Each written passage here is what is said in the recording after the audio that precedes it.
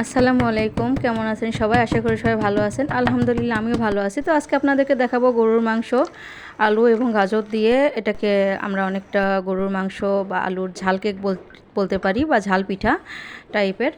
তো এটা প্রথমে আলু এবং গাজরটাকে খুব ভালো করে কুচিয়ে নিতে হবে, খুব মিহি করে যতটা পারা যায় নিতে হবে। আমি গ্রেটারে করে নিয়েছি, তো দিলাম গোলমরিচ, একটু লবণ, আর একটু, যেহেতু আমরা বাঙালিটা মূলত একটা বাইরের রেসিপি, আর দিলাম কাঁচামরিচ বাটা, কাঁচামরিচ কুচিও দিতে পারেন। তো এটা ডিম দিয়ে মেখে রাখলাম। এখন আমি এইভাবে ক্যানের ভিতরে রাখা যে মাশরুম, সেটি ছোট ছোট করে কেটে নিচ্ছি। এরকম করে কেটে নিলাম।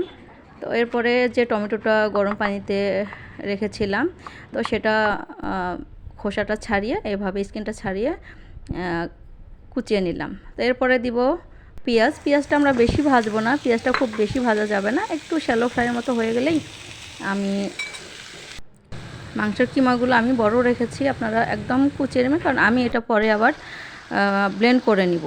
এই কারণেই আমি একটু বড় বড় রেখেছি, কারণ আমার বাচ্চারা এটা বেশি বড় খেতে চায় না মিহি না হলে। এভাবে সব মশলা দিয়ে, একে একে সব মশলা দিয়ে এভাবে মাংসটা একটু সিদ্ধ হতে দেব।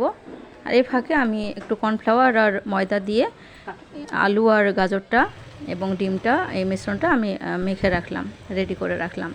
তো এইভাবে একে একে সবগুলো দিয়ে দিলাম সব মশলা, এবং এরপরে এভাবে আলু এবং গাজরের যে মিশ্রণটা, এটা দেওয়ার পরে তারপরে মাংসর যে কিমাটা আমরা রেডি করে রেখেছিলাম এটা দিলাম, ধনিয়া পাতা, তার উপরে দিলাম একটু চিজ। এভাবে এই পর্যায়ে গ্যাসটা একদম মিডিয়াম টু লোয়ে রাখতে হবে, খুব বেশি বাড়িয়ে দেওয়া যাবে না, যেহেতু আলুটা কাঁচা এবং সেই সাথে পুড়ে যেতে পারে। তো এখানে এটা একটু ভাপে সেদ্ধ হওয়ার জন্য আমাদের মিডিয়াম টু লোয়ে রাখতে হবে। আসলে এটা যার যার চুলার তো একই রকম ফ্লেমের থাকে না, তো এটা যে যার মতো করে কমিয়ে নেবেন। তো এই তো হয়ে গেল। এটা আমরা যে কোনো সস দিয়ে পরিবেশন করে নিতে পারি এইভাবে। যদি আমার ভিডিওটি ভালো লাগে তাহলে লাইক, কমেন্ট, শেয়ার করবেন।